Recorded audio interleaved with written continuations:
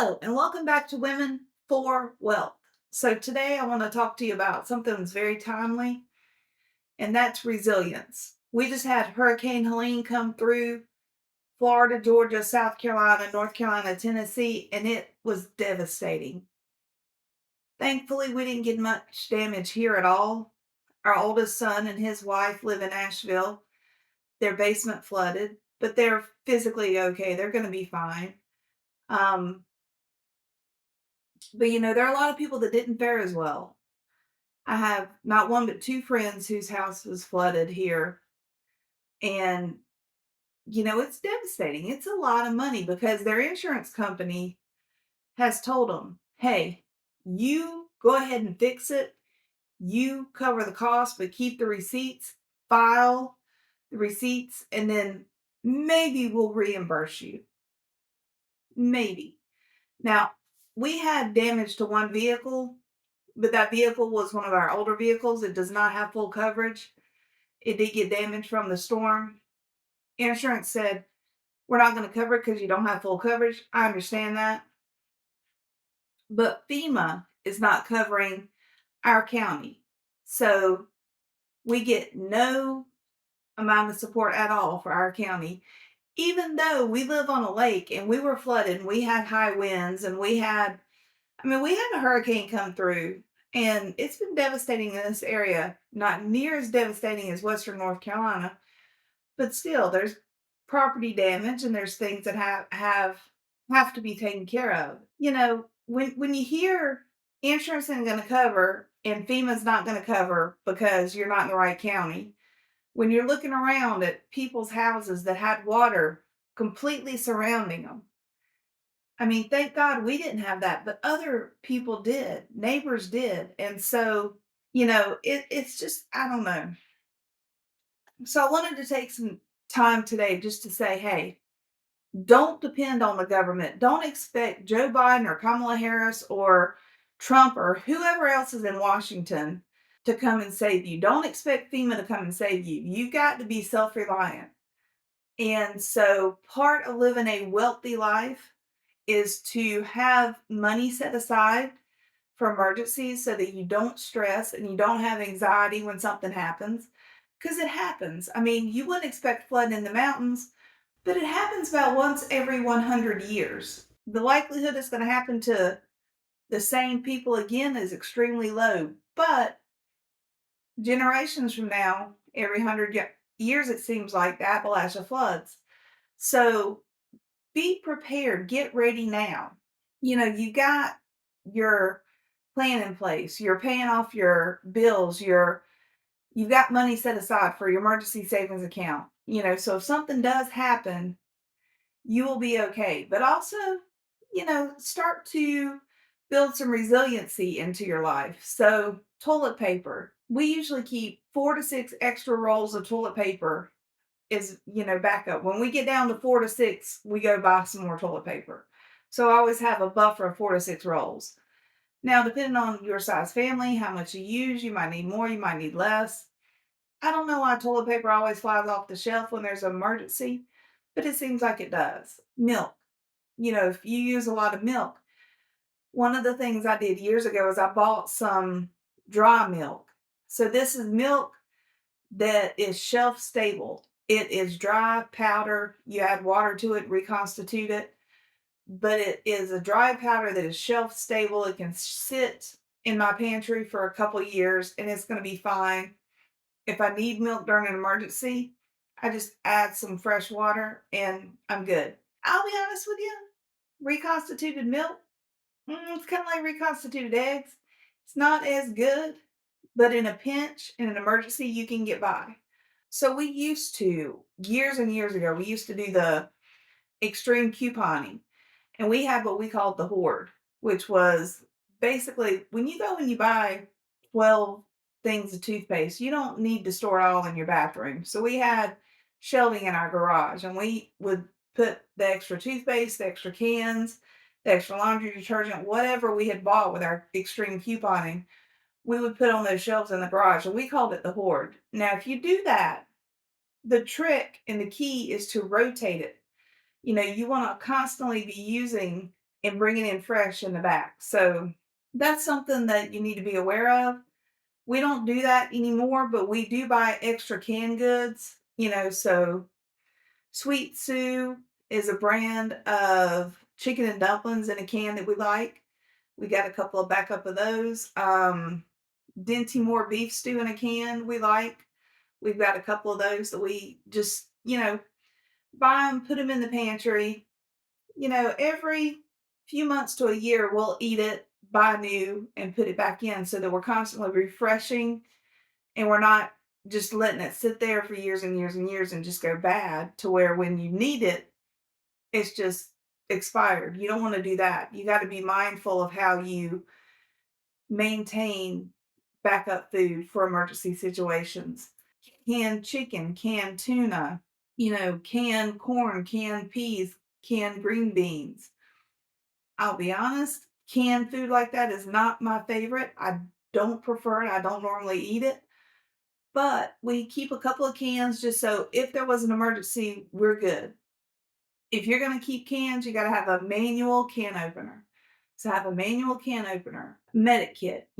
We raised 4 kids, so I got in the habit a long time ago of having a small bag that I called my medic kit that I would throw in whatever purse I was carrying that day. So I always had the essentials. I had the allergy medicine, I had the Pepto, the Band-Aids, etc., so forth. So you need to make sure you have a medical kit available if there was an emergency. So have, a couple extra things. If you haven't in the past taken a first aid class, I do recommend it. I think the American Red Cross around here does like first aid and CPR classes that you can sign up and take periodically. I highly recommend that if you haven't done that. But just kind of think about resiliency for yourself and your family. If there was an emergency, what do we need? What do we have? I like to grow a garden, so I've got my garden. I've got fresh veg that we can always pick, which is great. We don't homestead, we don't do livestock. Livestock means you're going to have animals die occasionally. I don't want to deal with that. Either, they die naturally or they have to be butchered and put into a freezer for consumption later. I don't want to deal with any of that. I'm an animal lover. So we don't have livestock, we don't have chickens, but we do have a garden and I do grow a lot of veg. And so that's something to be mindful of because now is the time to start your fall garden. And there are things that you can put in your fall garden that can live through the winter. And so you can constantly be going out in your garden and harvesting fresh veg for you to be able to eat in the middle of winter. Or make sure you know how to process and save whatever you grow. So if you grow extra tomatoes, make sure you know how to process them. So today I'm going to be making a homemade spaghetti sauce with tomatoes that I processed out of my garden earlier. I'm really excited about that. It's just nice to be able to have things that you grew that are fresh and healthy and available to you. So it's, I don't know, October 7th or 8th right now. I don't know. We just got done with the hurricane. The flooding's receded. We've got things cleaned up. We've got things repaired. So it's been enough days to get that done, which is why I'm thinking about this right now. I want to share this with you. Be prepared for your next emergency. So if you look at the price per barrel of oil, it is going to go up by 8 to 10% in November, December of this year. So what we're going to do is probably Halloween Day, we're going to go and fill up every car. We're going to go and fill up every spare gas can we have. We're going to have extra gas set aside. We're also going to fill up our propane tanks. A lot of people might not know you can convert most gas generators to become propane generators. So you've got the option there of which fuel. So have backups and buy them, kind of do some price hedging. Buy the gas in end of October before the prices go up in November, December, because they're going to go up. I'm just here to tell you. If you look at the global price per barrel, it's going to go up 8 to 10%. So just be aware, just giving you a heads up on that. If you don't have a generator, Maybe you want to get one. We do have a generator here. It runs everything except for our air conditioner and heat. If it was really bad, we could use space heaters. We do have a couple of those. So we could plug in space heaters. But I also have a gas fireplace. So, make sure your propane tank is full so that if you have to use your gas fireplace, then you've got plenty of fuel available. I Guys, y'all probably have more ideas than I do. Please put them in the comments below. What can you do to make yourself and your family more resilient? If there was an emergency and you didn't have power or water for 2 weeks, what would you do? Are you prepared? And it doesn't take a lot of money. Gardening. I've got another channel, Heather's Greenhouse, where I go over some of my gardening stuff. Seeds are very cheap once you get beds established. You don't constantly have to be swapping out the soil. I don't do that. I have compost. I've got 3 compost bins in my backyard.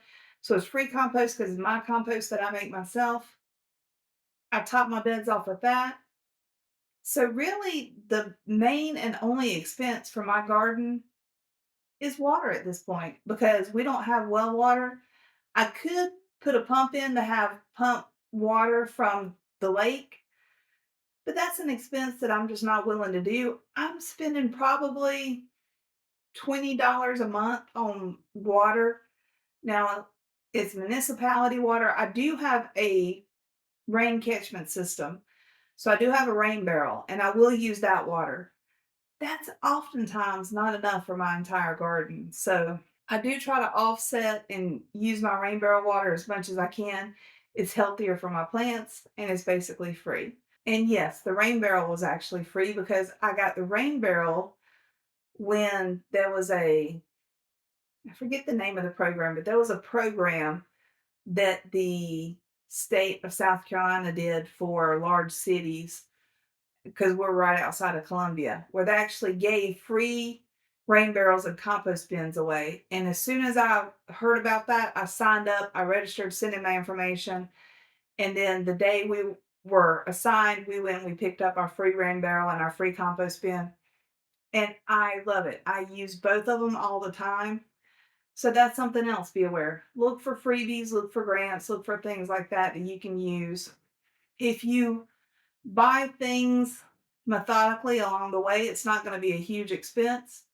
So think about what can I start doing now little by little that'll make my family more resilient.